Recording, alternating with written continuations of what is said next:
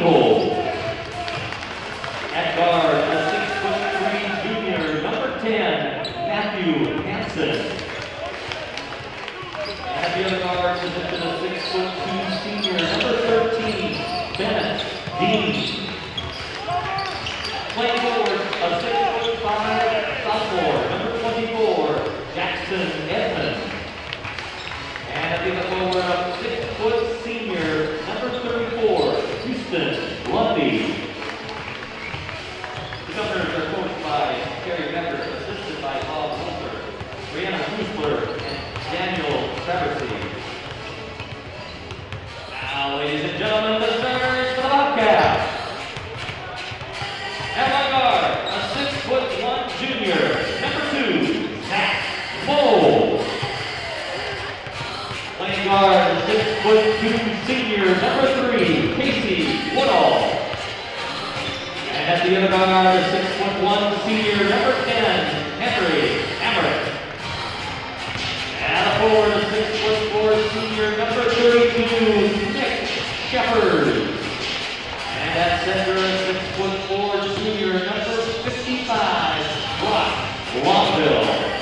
The Bobcats are coached by Travis Henderson, assisted by Jared Hunter, Joe Ferguson, Charles Stewart, and Connor Despy.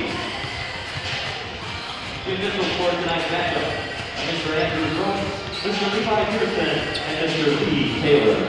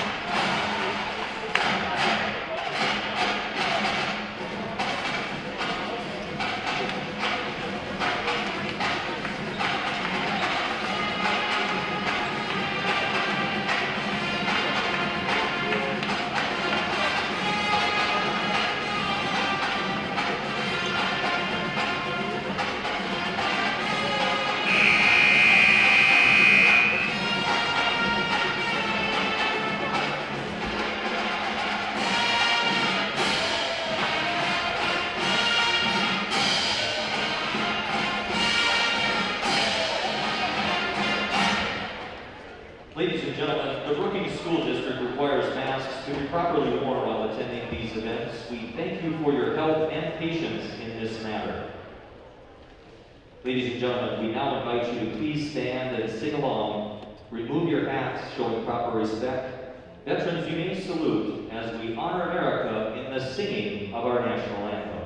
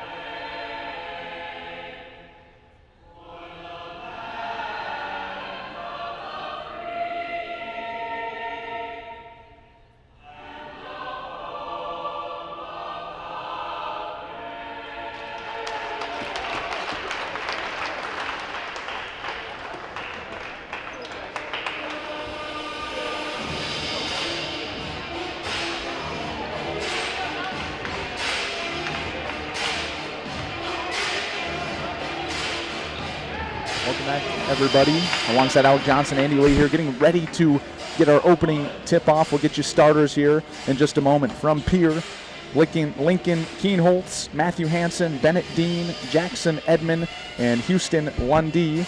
And then you have Zach Moe, Casey Woodall, Nick Sheffers, Henry Hamrick, and Brock Longville to round out the 5 starters for Brookings. Green in their away, Pierre in their away green uniforms. And wow, and Brookings in their home whites. Opening tip to the Pierre Governors. Alec, what do you expect to see tonight? I expect to see a hard-fought battle. Again, you got 2 games left, both at home. You've got nothing more than you want to do than end the season going into that Sodak 16 on a nice winning streak. So again, I think the Bobcats come out tonight and pick up the victory. Pierre gets it down low. Quick shot right away. It's Lincoln Keenholtz, lays it in. Good cut there. Gets his first points of the night and officially the first basket of the night for any side. 2-0 leads for Pierre, just under 7.5 in the first quarter. A little bit of zone press here. Bobcats get it across half court. Ball is tipped, ends up in Woodall's hands. He gets it over to Hamrick on the right side. Little handoff to Shepers up top. Looks like a little bit of a zone defense from the Pierre Governors, Alec. Exactly, and again, when you have the height, something we had just talked about in the shooting woes from Brookings, you come out and make Brookings beat you from beyond the arc. Nice pass there from Shepers over to Hamrick. Pump fake, jump shot, way off the mark, but again, an open look, so you can't be upset with that. I know it didn't fall, but it's still a good look for the Bobcats on offense. And I think for the Bobcats, if they can force a hard closeout from the Governors, maybe get by them like Hamrick did right there, and just like the Governors, Alec, a 2-3 zone now from the Brookings Bobcats, which sets up an open three-point shot from the corner. It's Houston Lundy. In Houston, we have a problem. That's 3 points on the board for the Pierre Governors, up to 5-0, Alec. Exactly, and again, if you're going to come out in a zone, the one thing you cannot afford is open looks like that right there. Bobcats are going to have to make an adjustment as Henry Hamrick takes one too many steps there.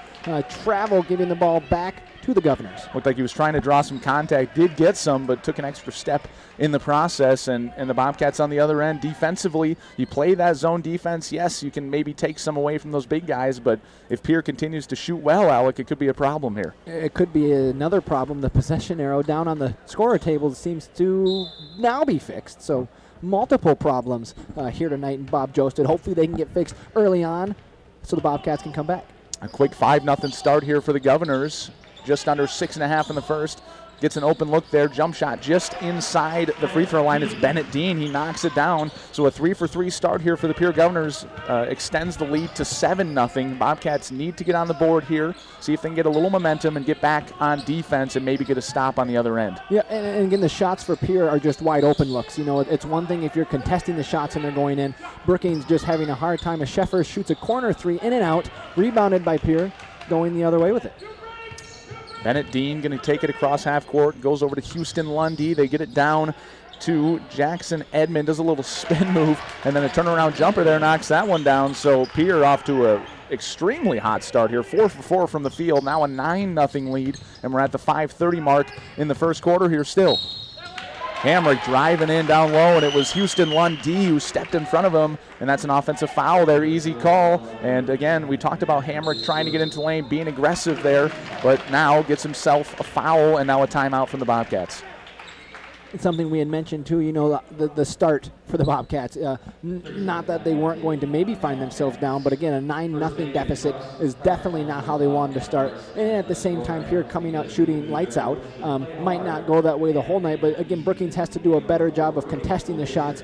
Pierre is just getting too wide open of a look, and again, when you're that wide open, it's just something you need to fix defensively. And some of those looks just penetrating into the lane. Again, if you're going to have a zone defense, you got to be able to force those guys outside, make them shoot the three. I mean, they've made one so far from Houston Lundy, 1 of 1 from the game, but you've had a couple looks where it's just a simple basket cut and they're finding their way into that zone defense, and the Bobcats really have to step in front of them there.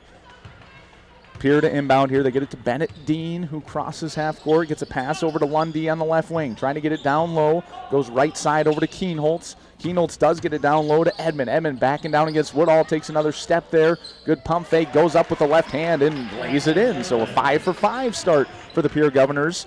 4 of those points coming from Jackson Edmond. It's 11-0 lead, Alec. Yep, and Edmond right there just using his size advantage over Woodall. He's able to go up right and over him. He got a nice shooter's touch as well as Zach Moe has a nice aggressive take to get the Bobcats on the board, making it an 11-2 Governors lead.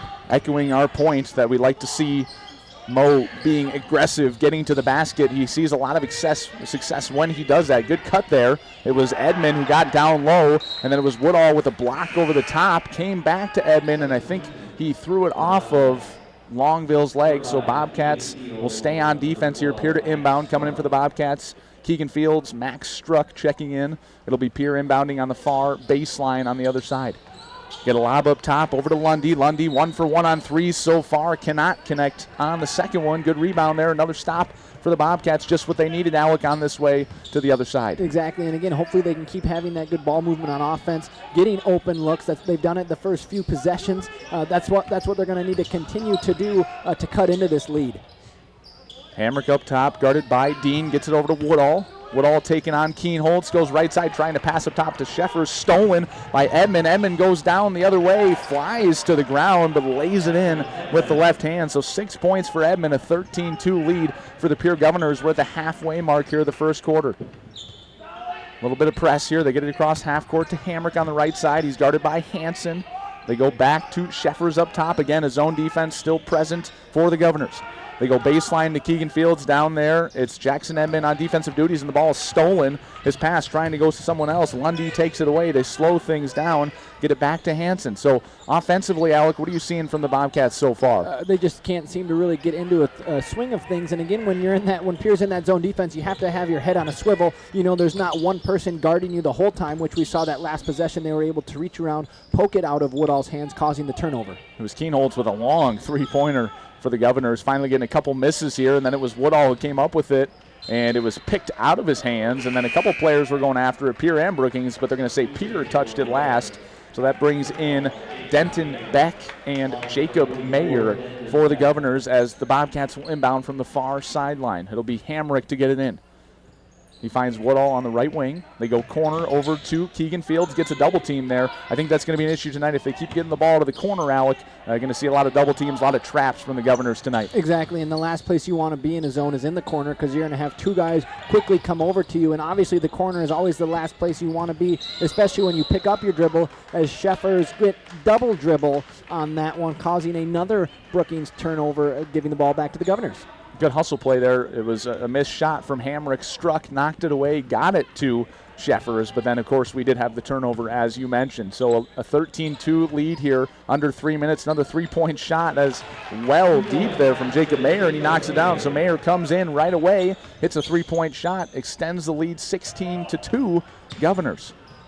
They get it across half court, just barely. Tough position there for Fields. Does get it forward to Woodall. Woodall pushes, gets it to the corner. Sheffers a wide open look, just short on that one. Good rebound again by Struck. Struck working hard down low, trying to get some second chance opportunities. And then a good take there by Keegan Fields. A lot of contact, misses the first one, gets his putback, and then lays it in. So good, strong play from the Bobcats there. Gets them 2 more points, Alec. Exactly, and if the Governors are going to come out in zone, that does help the Bobcats going for offensive rebounds like we saw Struck do right there. Again, you don't really have one person on you, so you're able to crash the boards. Excellent job there by Struck, getting the Bobcats another chance to score, which Keegan Fields capitalized on.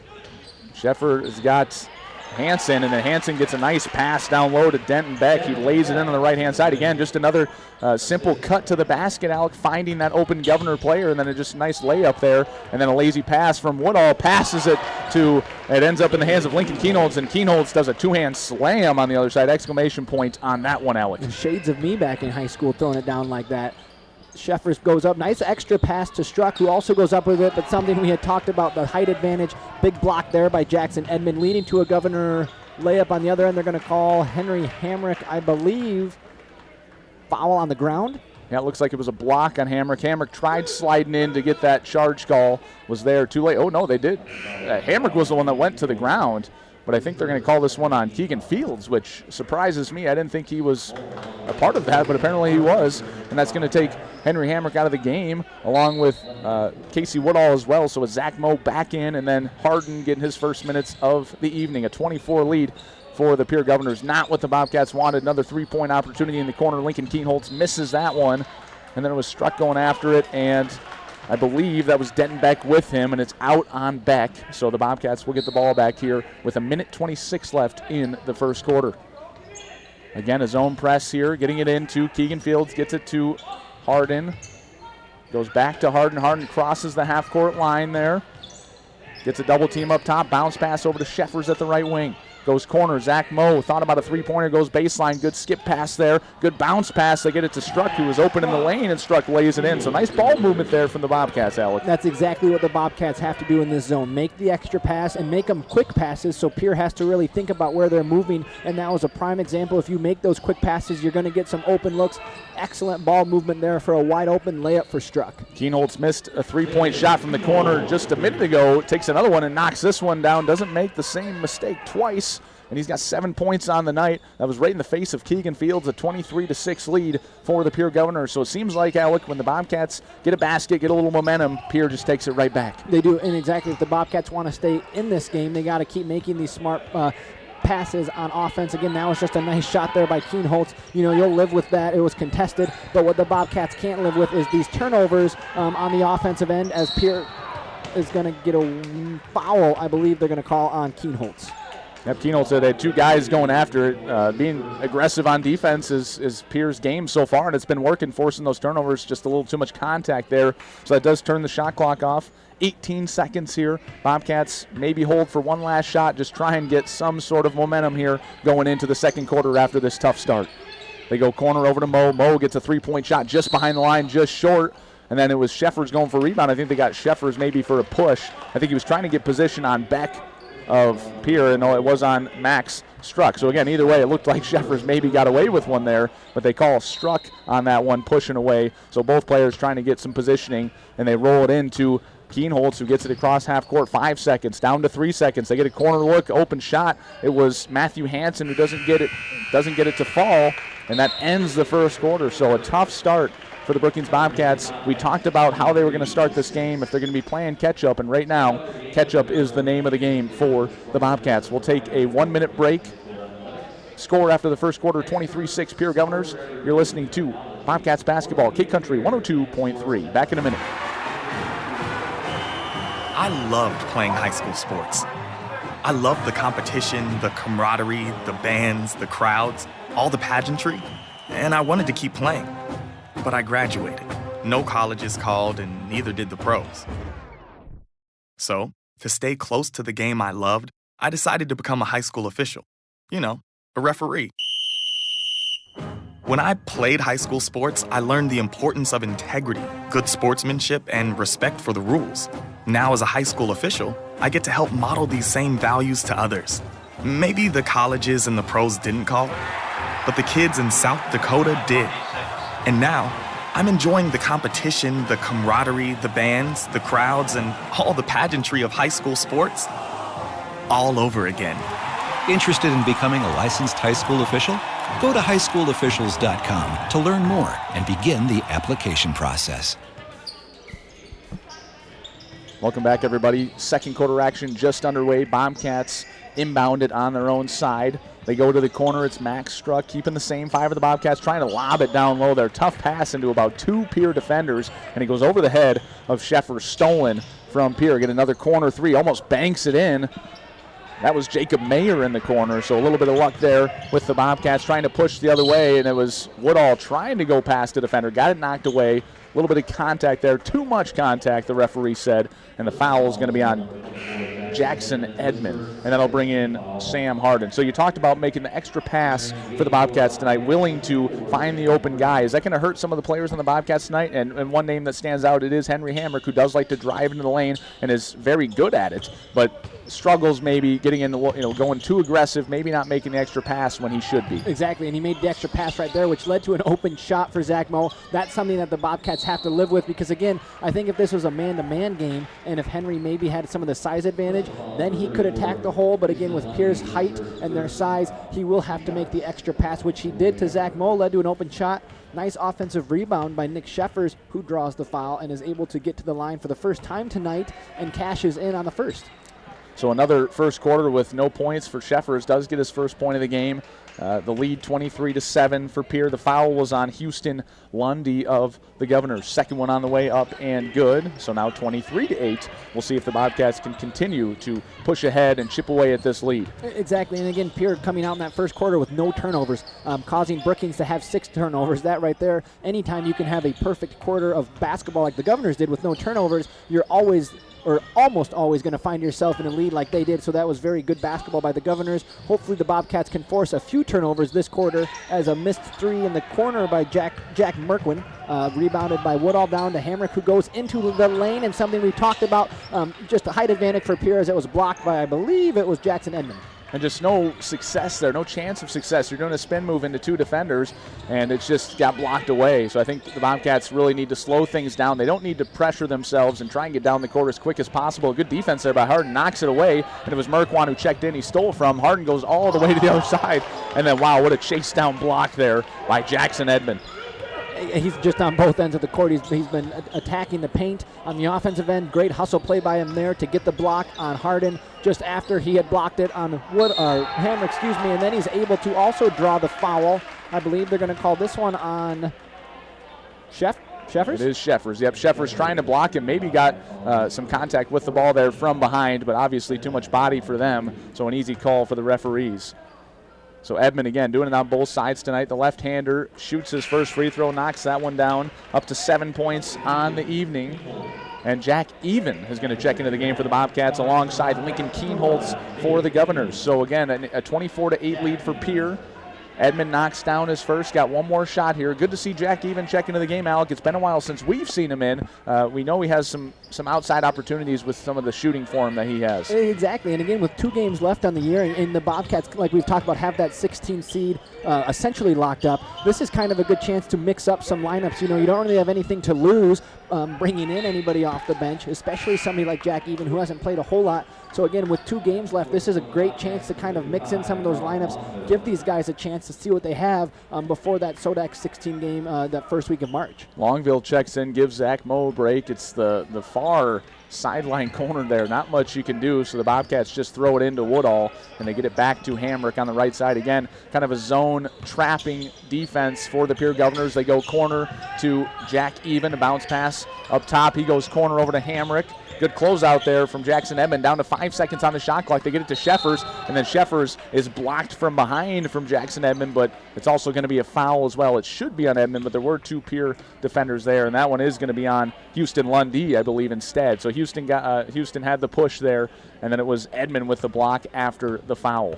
Again, great ball movement by the Bobcats. Excellent job. Even gave up a couple open looks, but again, when your team's in that 2-3 zone, as long as they're quick passes like they did right there, we saw, Woodall to Hamrick down to Sheffers, bang, bang, bang, leading Sheffers to draw the foul and get to the line. That's something the Bobcats will have to continue to do if they're not going to be shooting from beyond the arc. Make those extra passes and keep attacking down low. It was Lundy's second foul, so Matthew Hansen checks in for him. Second free throw in and out for Sheffers. Sheffers up to 3 points tonight. It's a 24-9 lead for the Governors. Lincoln Keenholz trying to drive to the other side against, I believe that was Henry Hammer. Good defense there, but Pierre will keep the ball. So a little better job on defense for the Bobcats. Again, just damage control at this point. See if they can kind of limit some of the point totals here for the Pierre Governors up until halftime, Alec. Yeah, again, and Bobcats doing a better job of closing out as well. Pierre 0 for 2 on threes this quarter after connecting on 3 of them in the first quarter alone. So again, an easy adjustment that was made. Nice contest there by Brock Longville.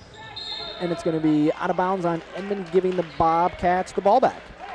Good presence there from Woodall. It was Woodall behind Edmond, really forcing him to go after the rebound there, and he tipped it out of bounds. So the Bobcats trying to get some momentum. A 24-9 lead for the Governors. Again, a trap defense there on Jack Even up top, and it's stolen away. I think it just doesn't work. Good hustle there by Woodall. Woodall knocks it away again. He might have actually injured Edmond on that. He really dove in there, and then a poor pass from Sheffers to the corner. It was to Henry Hamrick over there. Hamrick, after the ball went off his hand out of bounds, spiked the ball into the crowd. Got to be careful here. Again, you don't have that Watertown student section to get in your head tonight, but I'm sure the Bobcats are extremely frustrated with how they're playing right now, Alec. Exactly, and something like we talked about too in that press, the last place you ever want to get the ball or pick up your dribble is the corner, which happened there with Even, resulting in the turnover.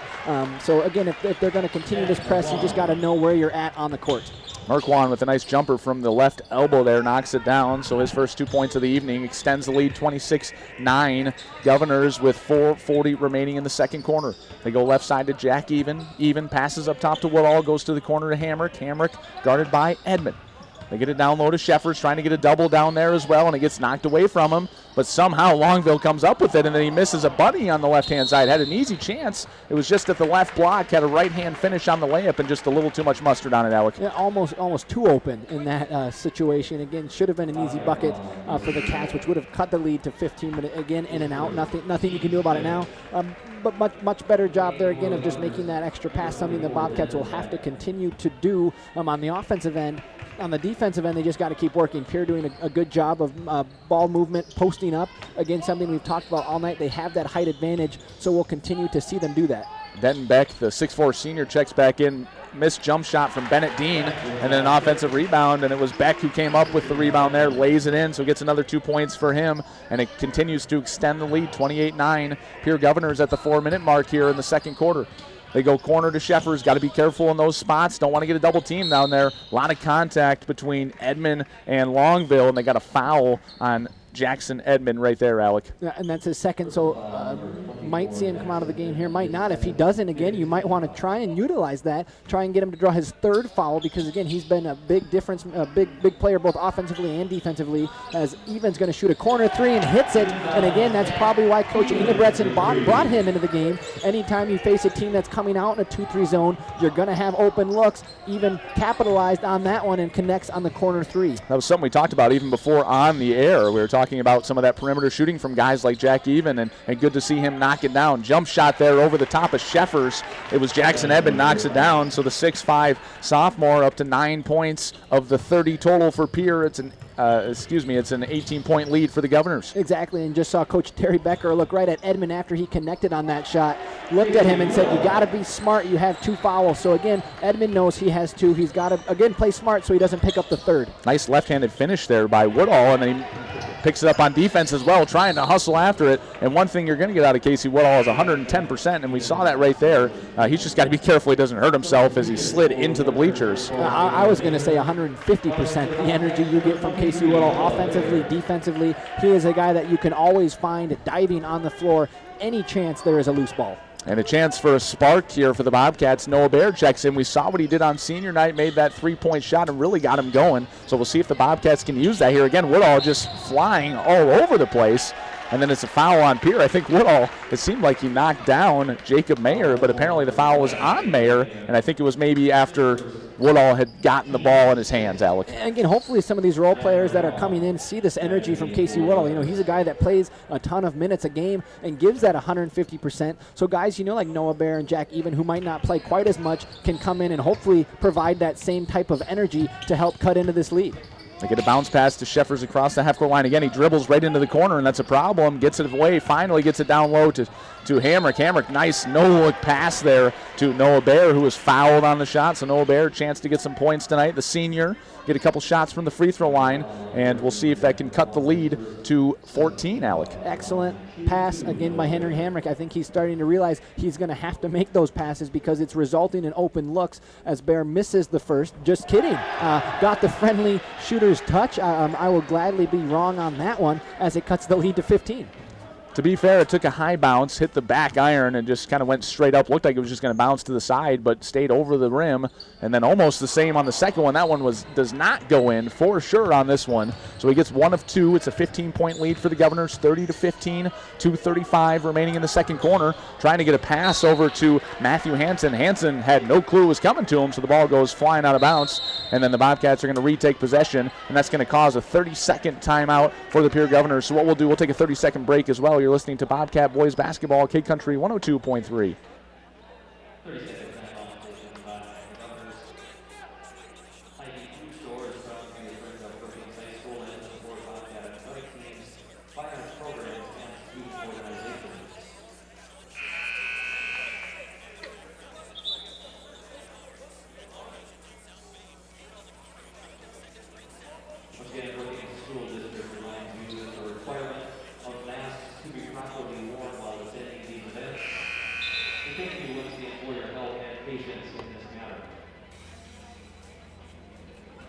Welcome back, everybody. Alongside Alec Johnson, Andy Lee here. Second quarter action for you. Bobcats playing host to the Pierre Governors. 2.5 left in the second quarter. Still a 15-point lead for the Governors, 30-15. As the Bobcats cross half court, they go corner over to Hamrick. Good cutting play there by Sheffers. It was Hamrick again, and I talked about it earlier, and he's really making me regret saying what I said. He's doing a good job of finding some of those open players, and just a good basket cut there from Sheffers and a good pass from Hamrick. Yeah, again, he's just making the extra pass, which is leading to open looks for the Bobcats as Sheffers connects on the first free throw. If the Bobcats can continue this, they're going to get into this lead. Something, again, Pierre just came out, hot out of the gates and built that 9-0 lead. So Brookings has to keep doing a good job defensively and offensively, making those extra passes as Sheffers connects on the second, making it a 13-point lead for the Governors. Sheffers up to 5 points here in the first half, 2:15 remaining, a 30-17 lead for Pierre Governors. Long three-point shot, well short. It was in the face of Hamrick, and it was Lincoln Kienholz who took it. Rebound to the Bobcats. Woodall again, no surprise there, pushing the other way. Goes corner over to Noah Bear. Bear back up top. They get it to Hamrick. Drives middle. Gets a good open shot there. A good pass from Hamrick. A wide open three-point shot from Sheffers, and he connects on that one. So a good pass there and a good shot from Sheffers, Alec. Excellent pass from Henry Hamrick, leading to a wide open three by Sheffers, cutting the lead to 10. Momentum in favor of the Bobcats as they can force a turnover there. Jack Even gets the steal. He's going to go the other way with it. Great pump fake, puts it up and draws the foul. Very smart play there by Jack Even, knowing there was a guy trailing. Probably had a chance to block it, but instead pump fakes, draws the foul. He's going to get to the line for a couple. Okay, I know there was, at first, the ref was saying he was doing a no shot, but yeah, either way, it is a bonus. I guess there was 9 fouls on Pierre, so Pierre being aggressive on defense. So it was not on the shot. A good pump fake there, but again, it was on the ground, they say, so Jack a chance to get 2 free throws here if he makes the first one. And Jack shoots the second one. Jack Even just short on that one, so no good. Not taking advantage of the 1-and-1. Good rebound there by Lincoln Kienholz. Drives left side, goes corner. It's Lundy there, takes it up top. Pass over to Bennett Dean. They goes right side to Hansen. Hansen gets it to a cutting Kienholz. Kienholz, tough jump shot there over the top of Hamrick. Missed on that one. Good rebound by Woodall, pushing to the other side.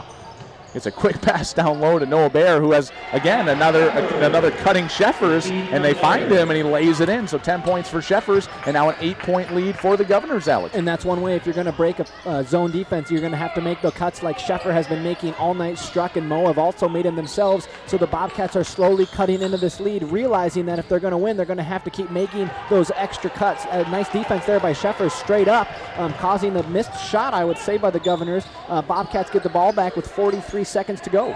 So plenty of time here. They go corner over to Hamrick. Hamrick, his three-point shot, and he knocks it down. Another extra pass there from Jack Even. So 3 points on the board for Hamrick, and all of a sudden we got ourselves a ball game here. About a 1 second difference between game and shot clock. Sitting at about 25 on the game, 26 on, 25-24. Now we're down to 20 seconds here up top. It's Kienholz. First time here in the student section tonight. Glad to see they're back into this game after the rough start the Bobcats were in. Hopefully they can also bring a little bit of momentum and energy to this Bobcat defense. Under 10 on the shot clock, under 10 on the game clock. Got to do something passing around the outside. It's Kienholz who wants to get it, and then Hamrick and him are both diving on the floor. Hamrick trying to roll away. They were trying to get a timeout on it, and it's going to be a jump ball, so Pierre will keep possession. 2.2 on the game clock, 1 second on the shot clock here. What do you see from the Pierre Governors, Alec? Obviously, you need to get a shot off quick. Do you try and lob one down low, or are you going to try and get a quick perimeter shot? I'm going to guess they're going to try and get Kienholz to come off a screen or two here for a three, the way he's been shooting the ball tonight. That would be my guess, is a Kienholz three to end the half. They're in a line here. Kienholz is going to try and go over the top of a couple screens. They do get it into Houston Lundy. A long three-point shot just inside the half-court line, and he banks it, almost gets it to fall in, but does not make it. So, again, what a great second quarter there for the Bobcats. Cuts it to a 5-point lead. It's 30-25. Pierre with the lead going into the second half. We'll take a 3-minute break here. You're listening to Bobcats boys basketball on Kid Country 102.3. Looking for future leaders we can trust and believe in? Look no further than the high school student athletes right here in South Dakota. High school sports teach young people how to be effective leaders. It begins by making their grades and being on time for practice. It includes learning to listen, following directions, accepting responsibility, being a good role model. And it's about respect for officials, opponents, the rules, and each other. The result? It transcends sports. It gives us hope for the future. High school sports. There's so much more than just a game. This message presented by the South Dakota High School Activities Association and the South Dakota Interscholastic Athletic Administrators Association. I can't believe we have to make this commercial. It's ridiculous. You'll think it's ridiculous too. Listen to this. This commercial is about, well, it's about parents being rude at high school athletic events. Ridiculous, right? It gets worse. Studies show more than 75% of new high school officials are quitting because of bad adult behavior. So now there's a shortage of refs here in South Dakota, in almost all sports. No officials means no more games. Is that what you want for us? Come on, parents. It's time to grow up. Cheer for your team. Be proud of your children. But stop being so ridiculous. And don't make us run another commercial. Because we will. This message presented by the South Dakota High School Activities Association and the South Dakota Interscholastic Athletic Administrators Association, reminding you to always practice good sportsmanship.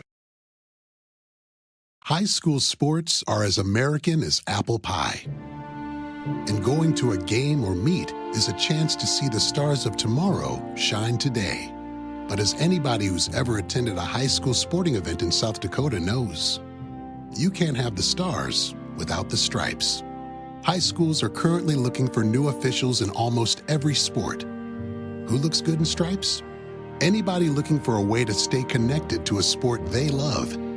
If you like the idea of giving back to your community while earning a few extra bucks, chances are you'd look good in stripes too. We want to hear from you. We need to hear from you. No officials means no games. No stripes means no stars. And what kind of America would that be? South Dakota needs more high school officials. Go to highschoolofficials.com to sign up or learn more. That's highschoolofficials.com. Being a teenager is tough. There's the constant pressure to be liked. Endless worrying about college. Cyberbullying, high expectations, all the negativity. There's no question. Being a teenager is tough. And what do South Dakota's teens do when they want to block out the noise and clear their heads? We play! Research shows that teenagers who participate in high school sports have lower stress levels, more confidence, and greater self-esteem. And then there's the biggest benefit of all. High school sports are fun. Not just fun. They're a lot of fun. Encourage your teenagers to participate in a sport or activity when they go to high school. They'll stress less and smile more. And they'll be laying the foundation for a happier, healthier future. This message presented by the South Dakota High School Activities Association and the South Dakota Interscholastic Athletic Administrators Association.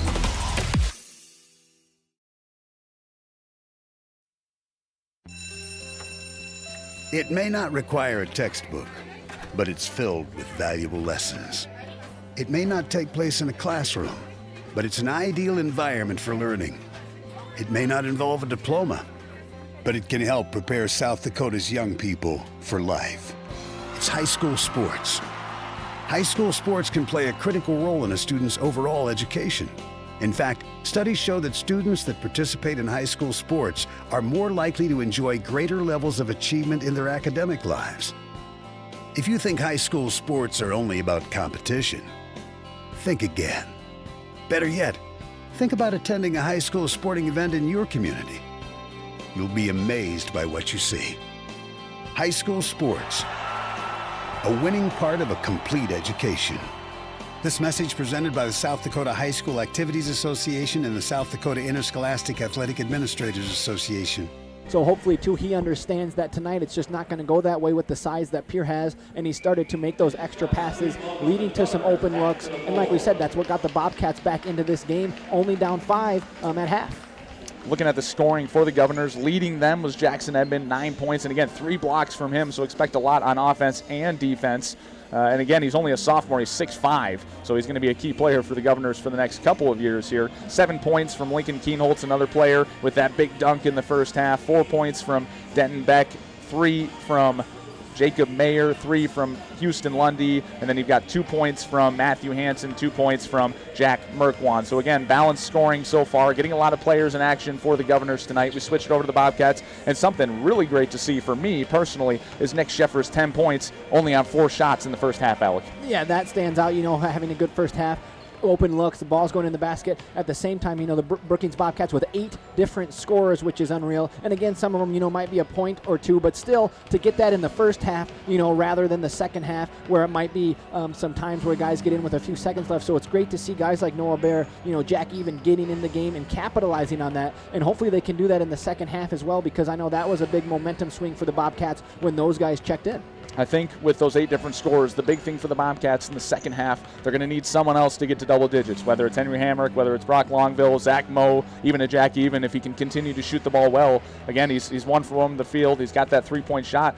Bobcats, 3 of their last 4 from 3-point, Alex. So what do you expect to see from them in the second half, especially if Pierre continues to play that zone defense? Yeah, hopefully they just keep shooting. Again, we saw the night against Watertown, they put up 27 threes, and they hit on 7 of them. So again, not the percentage they wanted, but still, when you put up 27 threes, you're bound to connect on at least 7 of them like Watertown did, if not more. So hopefully the Bobcats continue to take those open looks. They've got great shooters, and hopefully they don't just settle for down low opportunities, but continue to shoot it from beyond the arc.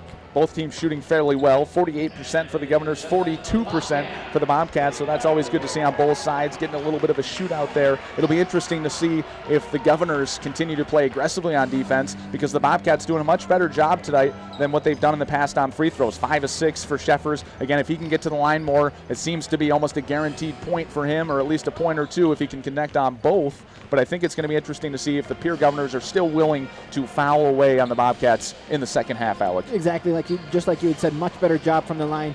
On season they're averaging only 58% from the line, which can be concerning. Just over 50% is never what you want. So again, that there's already 67% from the line. 6 of 9 continue to get there. Put them in. They're usually free opportunities for points. And again, you're just also putting Pierre in foul trouble. Edmond had 2 fouls there. Becker told him, you got to play smart. So if the Bobcats can maybe have him pick up his 3rd relatively early in the 3rd quarter, he might find himself sitting on the bench for a majority of that 3rd quarter. And looking at some of those Pierre players, again, 9 from Edmonds, 7 from Keenholtz. It's going to be their 2 main go-to guys in the second half. I think, as you had mentioned, if the Bobcats can keep the ball away from them, keep them on the outside, force them to shoot some of those deep threes that they were willing to shoot, I think they've got a chance in the second half. So what do you see from both sides? So what does Pierre need to do to continue to keep the lead and finish off the ball game? And then we'll switch over to the Bobcats' perspective after that. Yeah, well, with how Brookings ended that half shooting, I wouldn't be surprised if Pierre maybe does come out in a man-to-man defense. Again, you have the height advantage, so it's going to be a little tougher for Brookings to get open looks. And again, that's just because Brookings, finished the half 3 of 4 shooting. Had they missed all 4 of those and Brookings had been struggling, you might see them stay in the zone. But I think Pierre maybe comes out man-to-man, really forces Brookings to get better looks than wide open threes in that 2-3 zone. So we take a look then at the Bobcats. Bobcats, what do they need to do? Again, what a great second quarter. How can they continue that momentum in the second half? Again, you got to take care of the basketball. They did a better job of that in the second quarter on that press. You can't find yourself in the corner, otherwise that led to traps and turnovers. So they did a much better job of bringing the ball up the court. And then on offense, they got to keep making the extra passes. Henry Hamrick did a superb job of that, leading to open looks. So again, if they want to cut into this lead, potentially take the lead, keep having that good ball movement. All right, so we'll stay on the air here. Coming up, we'll have second half action for you. Again, the Bobcats doing a much better job in the second. We'll see if they can continue that into the 3rd quarter. I believe Pierre will go with the same starters that they began with. Brookings will stay the same as well.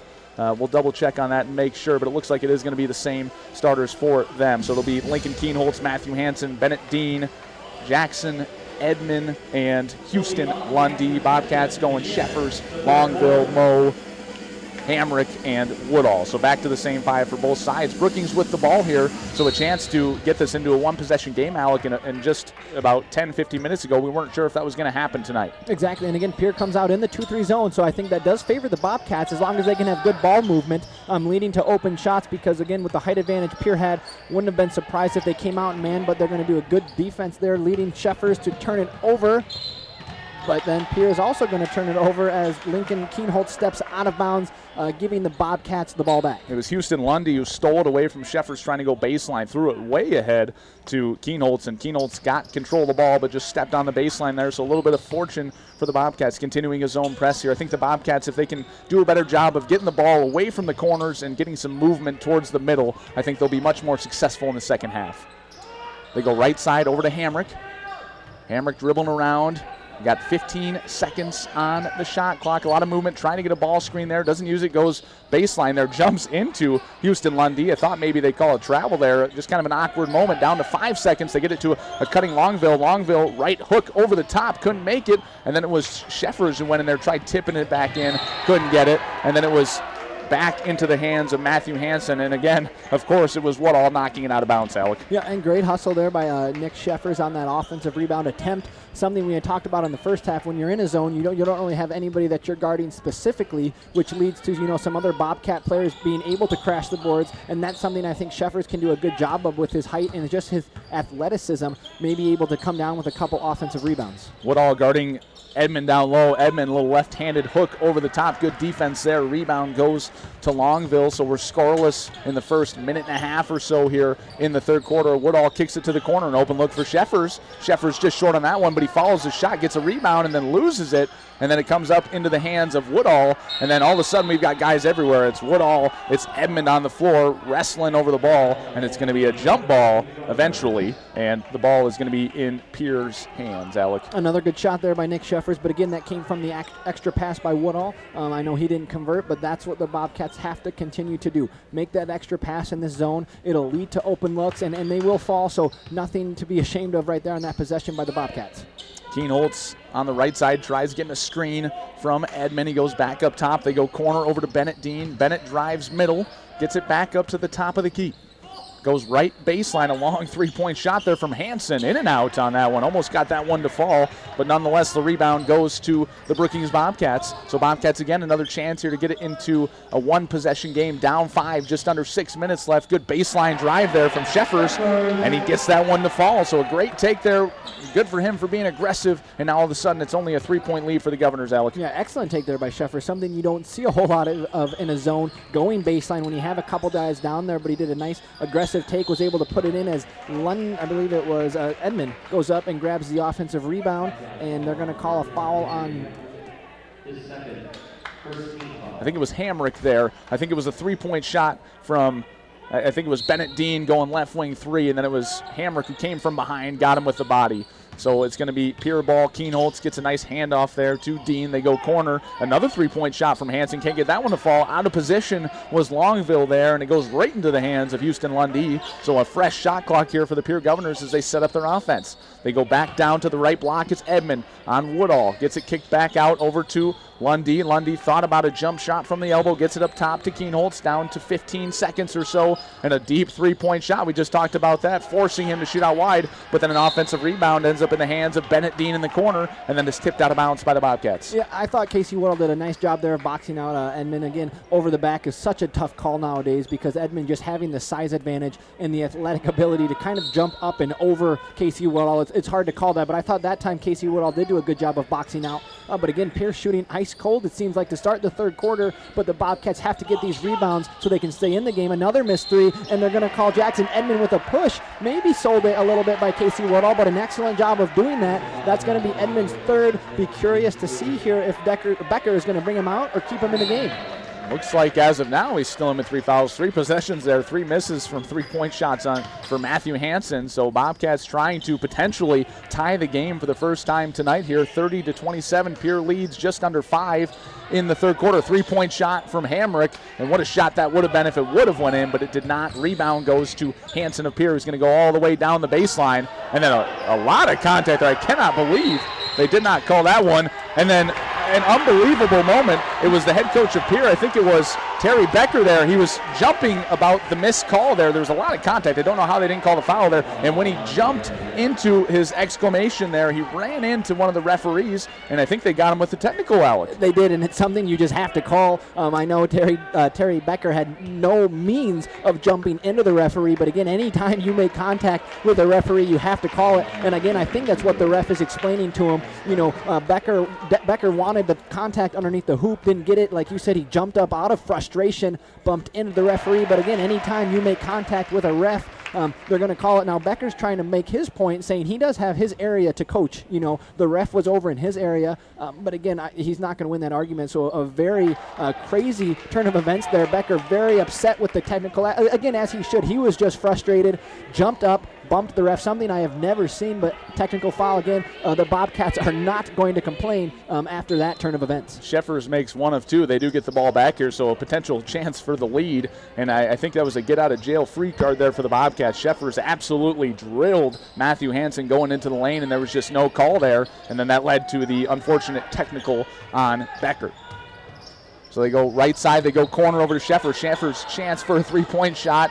This just short on that one. Rebound goes to Edmond. He pushes forward. A quick transition three from Keenholz. And wow, what a momentum swing there. It was Hamrick closing out on it, and he gets an and one on the three-point shot. Yeah, anytime you close out on a three, you know, you have to give the shooter room to land. Just more of also kind of a safety issue, something we've also seen a lot of in the NBA. You've seen guys, you know, with Achilles injuries, ankle injuries, from not giving them that room to land, and that was just a prime example right there. No contact on the shooting form, but Henry not giving Keenholz enough room to land, and he capitalizes on the 4-point play, giving Pierre a 6-point lead. Great response there from Pierre after that technical. Could have went either way, and they chose to take the positives out of it. Good Euro step there from Woodall. Can't get that one to fall, though. And then it was Longville and Keenholz chasing after it, and I think they're going to say Longville knocked it out last. So a good take there, again, from Woodall going coast to coast. Just couldn't get it to fall. But now the Bobcats, again, plenty of time here. Don't need to push the ball forward just yet and start really forcing the hand. I think they can stay back, run an offense, try and get something going, Alec. They can, and they've done an excellent job this quarter of making extra passes. They've had some great open looks from Sheffers and Hamrick, and I know we've talked about they haven't fallen, but those are the looks that the Bobcats want. Keep shooting those because it will get them back in the game, and they're going to call a foul on Hamrick again. They're going to call a push. It looked as though Keenholz was going to go up for the shot. Last second decided to pass it, and they called the foul. They're going to say, like I said, it was a push on Hamrick, and it's going to be Pierre's ball out of bounds. So that's 4 fouls on Hamrick now. That's going to be a key moment to look for in the second half here. Keegan Fields going to check in for him, and I thought maybe they were almost going to call a travel there. I thought he landed and then tried making the pass, but nonetheless, a tough foul there for Hamrick puts Brookings in a tough spot here. They go corner to Keenholz, guarded by Keegan Fields. Good ball pressure there. They get it down low over to Edmond. Edmond jumps to the middle, left hand hook shot, uses that strong hand over the top and gets that one to fall. So a good move there. Gets him up to 11 points on the evening, and now an 8-point lead for the Pierre Governors with 3.5 left in the third quarter. Yep, and again, Edmond just has, those 3 inches on Woodall. He's done an excellent job of posting him up. Haven't seen much help defense from the Bobcats, and again, he's just using that size, that strength, backing Woodall down, and it seems as though it's just an easy little left-handed hook for him, which he's capitalized on quite a bit tonight. Jack Even checks back in, going to give Longville a break. It'll be on the far sideline. Woodall to get it back into Sheffers. He goes back to Woodall again, getting into the corner. You start getting in that trap scenario. Good job of getting out of it. Gets a pass up top of the key to Sheffers. His shot hits the back iron, and I think it made contact with the shot clock, so it's an automatic, basically a turnover, if you want to call it that. Missed shot there from Sheffers. Ball goes to Pierre. 3:15 remaining in the third quarter. 36-28 lead for the Governors.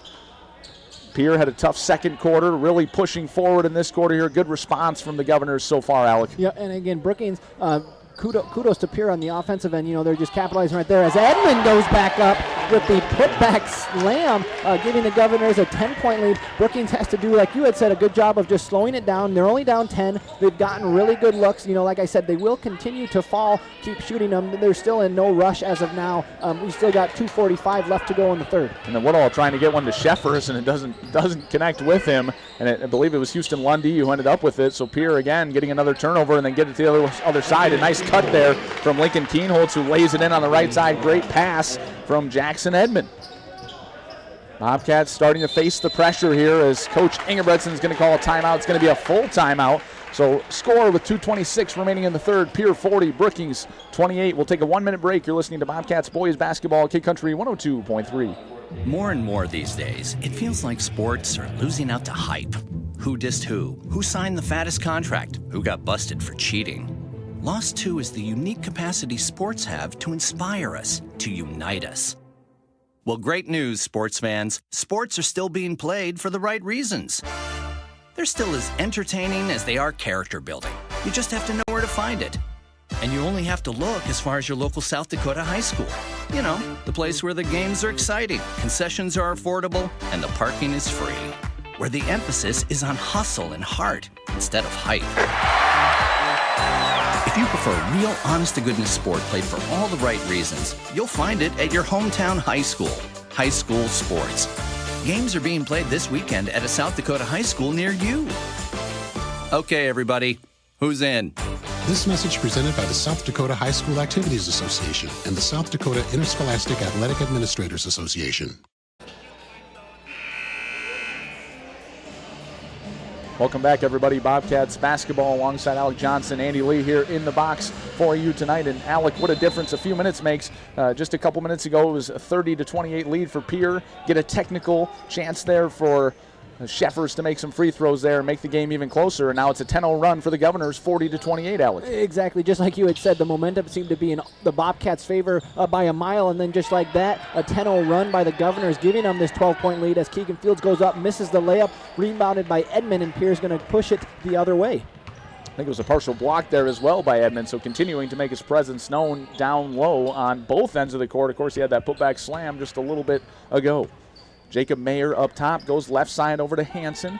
Hansen up top of the key to Lundy. They try lobbing it down to Edmond. He kicks it back out. Another three-point shot from Hansen there. And wow, it hit the front iron, bounced up high off the glass, and found its way through the basket. So 3 points there for Matthew Hansen. And now a turn of events again for the Bobcats. An offensive foul there, and I think that one was on, I believe it was Casey Woodall there. So we talked about Woodall being aggressive, but just a little too aggressive there, knocking the Pierre defender down, and a costly turnover, extending the lead now to 15 for the Governors, Alec. Yep, an excellent pass there by Edmond on that last offensive possession. I think a double team might have been coming, so he was quick to kick it out. And again, something we've talked about all night on both sides, Brookings and Pierre, when you make that extra pass, it leads to open looks, and again, Matthew Hansen had a wide open look, got the shooter's touch, and was able to now make the lead up to 15, 43-28. Keenholz was driving baseline there, had a good pass there to a cutting Hansen, but he stepped on the line before he could make the pass. So a turnover, Bobcats retain possession. Again, Pierre Governors 13-0 run so far here to finish out this third quarter. Bobcats, again, need to get something going so they can get back into the ball game, but he runs into a double team scenario, and it was Jacob Mayer who stole it away, but then again, Woodall, hustle player as he is, knocks it away from Mayer. So Woodall going to the other side, and he is swatted away there by Edmond. So a good take there by Casey Woodall, but just maybe trying to do a little too much. Again, not a huge chance of success going up against Edmond right there, Alec. Yep, excellent job, like we had mentioned, on the defensive end, getting the steal, then running about 92 feet the other way, just ran into Edmond. I think an extra pass there would have been the better decision, but again, Brookings maintains the ball, and they have a chance to, like we said, cut into this 15-point deficit. Denton Beck checks back in for the Governors. They go up top to Zach Moe, drives through a couple defenders. Good jump shot there, long on that one. Good rebound by Edmond. So Pierre looking to push with Keenholz driving forward. He's fouled. I think that one is also going to be on Casey Woodall as well. So Pierre with all the momentum, and that was Keegan Fields. I have been wrong on almost every call tonight, Alex, so far. And again, it happens. Maybe get this one out of the way, save it for the last home game to really finish on a strong note. So yeah, like you've said, rough night up in the box. Yep, rough night for everybody so far. If you're a Bobcats fan, just trying to get a nice give and go there, and then a really good opportunity for Jacob Mayer, maybe trying to get a little fancy with the right hand on the left side there, and couldn't make the layup. And then he comes down to the other side, compounds his mistake, and he fouls a driving Sheffers. So again, Pierre, right now sitting at 14 fouls. If Brookings can, try and pick up a couple more, I think that would obviously benefit them getting into the bonus, not only for an opportunity to score, but also just, slow down some of the clock work, which isn't in their favor now when you're down 15.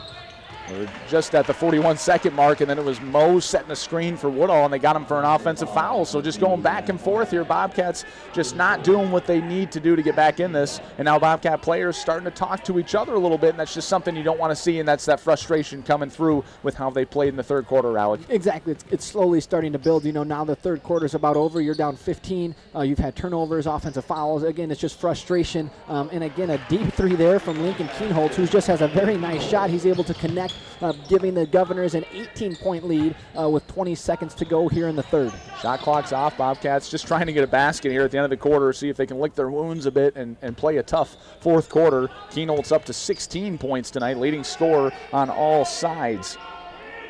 It's a 16-0 run to finish this quarter so far. See if the Bobcats can put an end to that as Sheffers drives down between two defenders, and then he was blocked by Jackson Emmons. Jackson Emmons swatted it off the backboard there. So a 16-0 run for the Pierre Governors to finish the third quarter. 46-28 lead. Pierre leading by, I believe it is, 18 points, Alex. So a tough third quarter for the Bobcats. We'll be back in 1 minute for fourth quarter action. Bobcats basketball, K Country 102.3.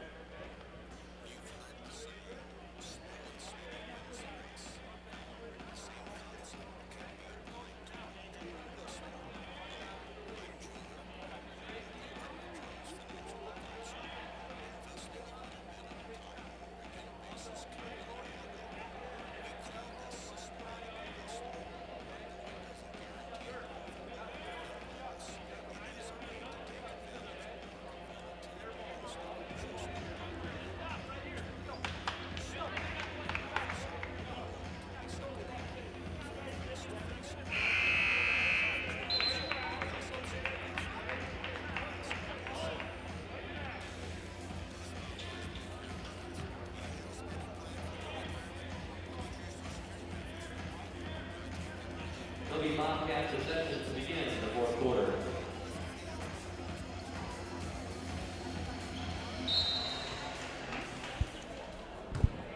Welcome back. Fourth quarter action just underway. Again, Alec, a 19-7 leading score in the second quarter for the Bobcats, and now they get outscored 16-3 in the third. What do they need to fix in the fourth quarter here right away, Alec? It comes back to now on the defensive end. They just had a hard time giving Pierre just too open of looks. We saw in that second quarter they did such a better job defensively of contesting shots. That third quarter, Pierre just had way too many open looks from beyond the arc, but also just down low. So they got to fix it defensively as Zach Moe takes a very aggressive take to the hoop, is able to draw the foul, and he's going to get to the line for two. So again, we've talked about Mo when he's at his best. It's when he's aggressive, finding ways into the lane. A good take there, and he gets fouled by Denbeck. So a chance to end this 16-3 overall run so far for Pierre, as his first free throw halfway down goes in and out. So just nothing falling right now for the Bobcats. Exactly. Like you said, nothing falling, and a prime example right there. Mo's free throw halfway down, comes back out, and he misses the second as well. So Pierre has a chance again to capitalize on that 16-0 run that they used to finish the third. Dean goes left side, gets it to Hansen. Hansen, a three-point shooter, likes to shoot it, misses that one, but then long rebound ends up in Dean's hands, and they kick it back out to Keenholz. Left wing three-point shot in the face of Woodall, got knocked down again. Thought they might call another foul, but they do not on that one, but he still knocks it down. So Keenholz continuing to score and do what he needs to do for the Pierre Governors on offense. Good take there by Hammer. Can't get it to fall. Again, too quick. It was Mo who fell to the ground. So now 49-28 lead, just under 7 minutes here in the third quarter. And this game's just fourth quarter. This game's just getting out of hand, Alec, as Keenholz drives into the lane. Easy layup on the right side. Yeah, just no defense there. You had three defenders back, but Keenholz still able to go around almost essentially all three of them for a wide open layup just after he hit a deep three. So again, he seems to be in the zone, and the Bobcats are not doing a very good job of trying to or wanting to stop him. Keenholz with 21 points, leading all scorers tonight. It was Hamrick trying to make the extra pass, but just no chance on that one. But then it gets tipped away, and it ends up in Woodall's hands. Woodall tries going up for a left-hand finish, and then it was Hamrick going up with a rebound, tries to do a putback, can't get it to fall. And then Sheffers finally pulls it in, gets fouled on his shot, but couldn't connect. So two free throws coming up for Sheffers. Excellent second attempts there by the Bobcats. You can see even when you're down 23, you love the effort that these guys give. You know, Hamrick and Sheffers right there, both trying to have putbacks. Sheffers sticking with it, drawing the foul. So again, something you love to see out of this team, never giving up. I know you're down 23, now 22 after Sheffers connects on the first. You know, right there, that could have been, you know, missed layup. Bobcats just get back on defense, but the hustle and the energy is something that they give all 32 minutes. Sheffers connects on the second one. 15 points for him tonight, a 51-30 lead for the Governors, just around the 6-minute mark here left in the game.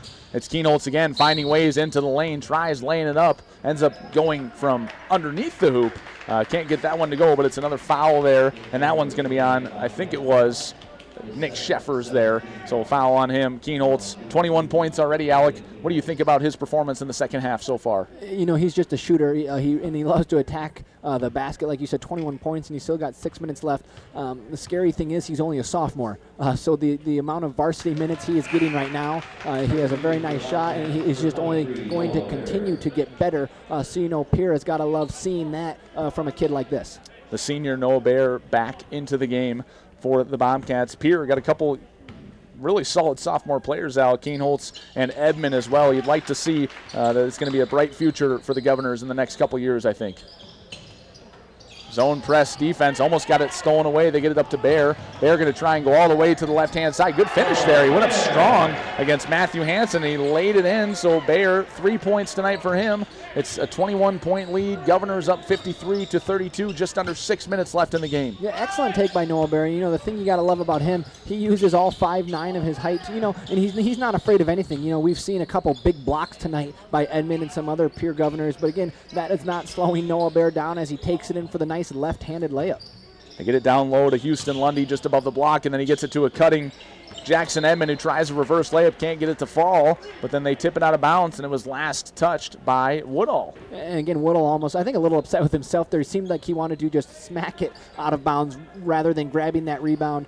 So again, a little frustration from the Bobcats, but again, Woodall knew that was kind of his mistake, something that he can easily fix the next time a ball comes his way. They inbound it up top to Houston Lundy. He's guarded by Sheffers. He goes right corner over to Hansen. Down to the elbow, it's Jackson Edmond, kicks it out, three-point shot from Bennett Dean, no good, but then another long rebound, and that rebound was from Matthew Hansen, and then he's fouled on the play. I think that one is going to be on Casey Woodall, and it should be a 1-and-1 situation. 8 fouls for the Brookings Bobcats, 6 total for Pierre. We're at 5:21 left in the fourth quarter. It's a 53-32 lead for the Governors. So at the line, it's going to be Hansen. Chance at a 1-and-1 here. Possible chance to extend the lead. First one up on the way, gets that one to fall. Good shooting form from him. So Bobcats, Alec, again, we talk about that second quarter, and we're going to continue to talk about it because it was such a big improvement from the first quarter, and then things just started falling apart here in the second half. Yeah, and again, Pierre, you know, brought the pressure on defense. We saw him kind of go in and out of that zone, and I think that's what kept Brookings, you know, on their toes that second quarter. Pierre stayed in it the whole time, so Brookings was able to, you know, cut, make the extra passes, but again, when Pierre would kind of throw them off their feet and go back into man-to-man, Brookings just wasn't really sure what to do on the offensive end. They go right corner, Woodall drives baseline, gets a guy in the air, and then lays it in off the glass. Good take from Woodall. Lead is 20.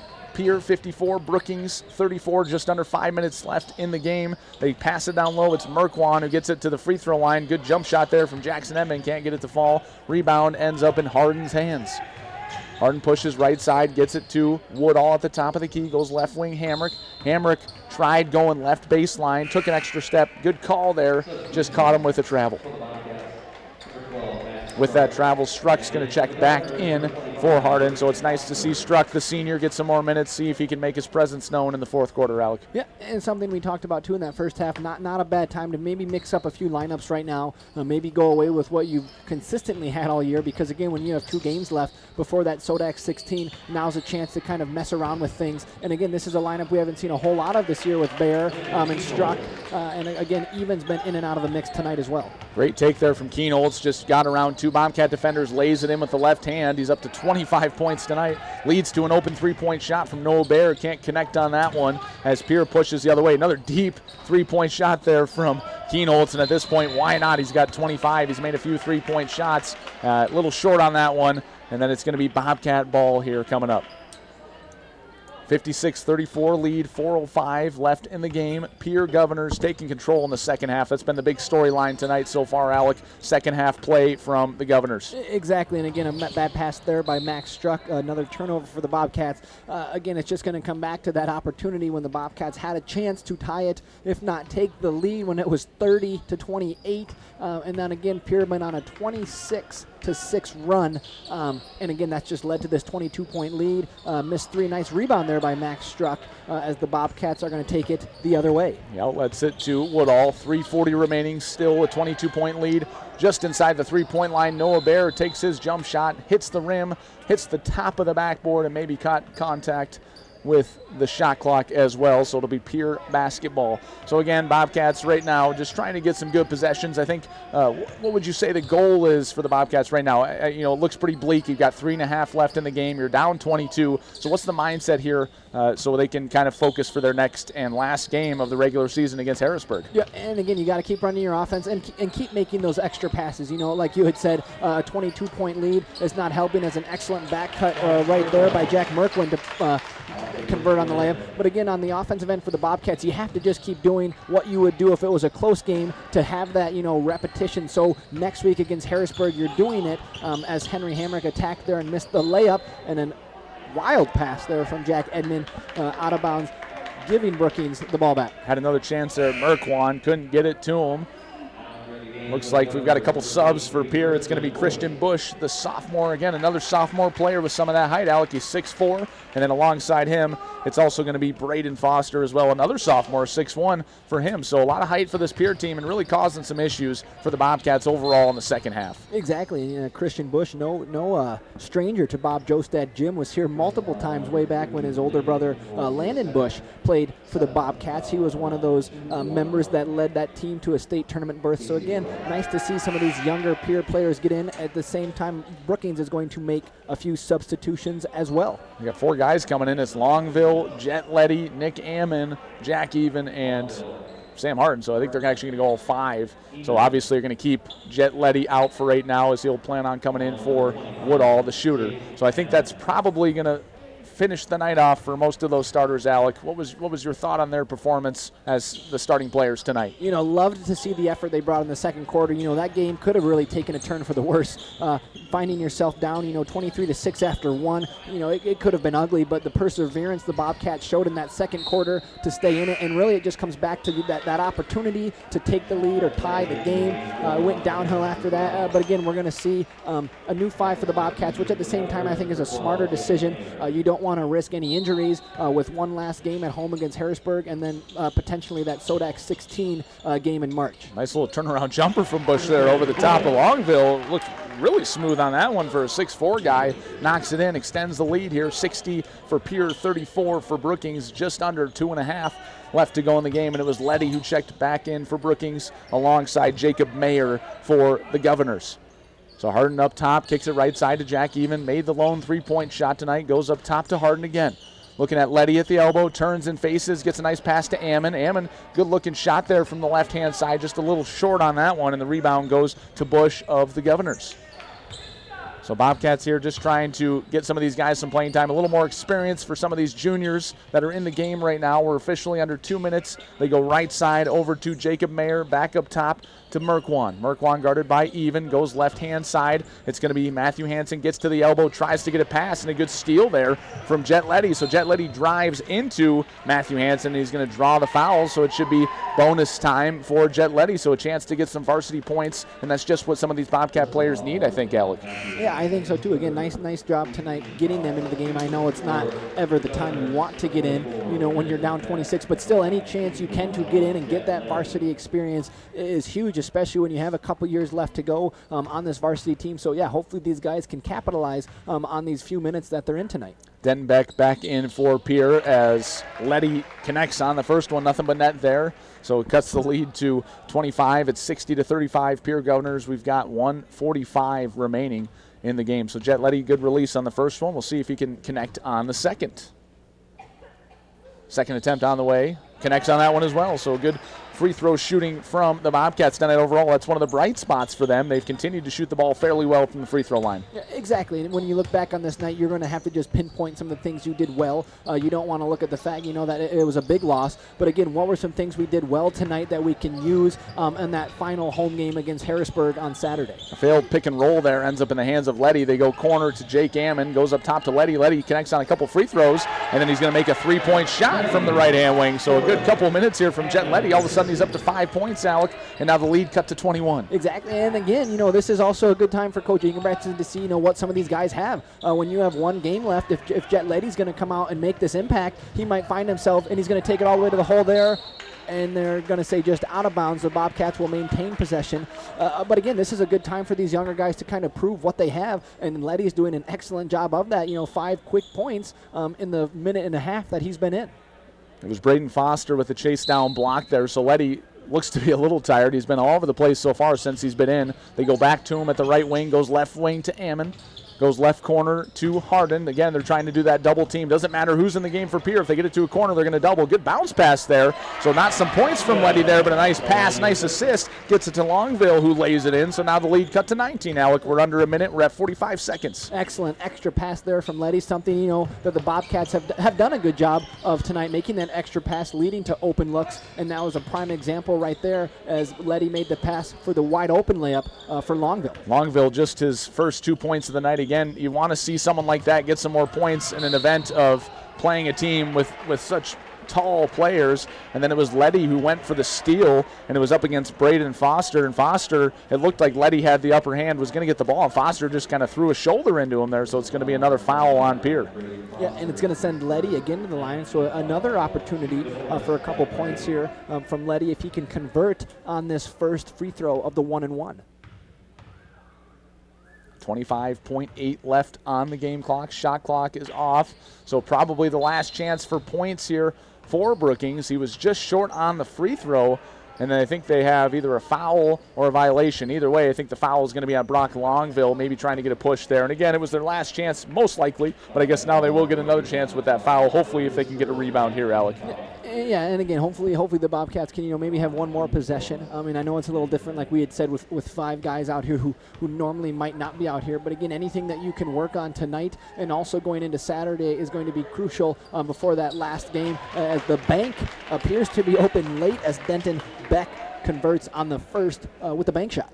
Extends the lead to 20. Pierre 61, Brookings 41. Again, 25.5 left on the game clock here. Bobcats will get another shot here to at least cut into that lead a little bit, as the second one is up and good. This one, what an improvement that was. He goes bank shot to a swish, Alec. That's just called making an adjustment right there. Took a little off and was able to convert, not having to use the glass. So we're under 15 seconds here, up top to Jack Even. Bobcats just trying to get a basket here to finish off the game. It's a 62-41 lead for Pierre. You might as well get it to Jet Letty, who's got the hot hand. 3-point shot, couldn't get that one to fall. And then the rebound does end up in the hands of Jacob Mayer of Pierre, so that should do it. We're down to 2, down to 1, and at the final buzzer, it's Pierre with a 62-41 win over the Brookings Bobcats. We'll take a 3-minute break here. When we come back, we'll have our post-game show for you. We'll talk about stats. We'll take a look at tonight's game and get ready for the next game on Saturday. Back in 3 minutes, you're listening to Bobcats Boys Basketball, Kid Country 102.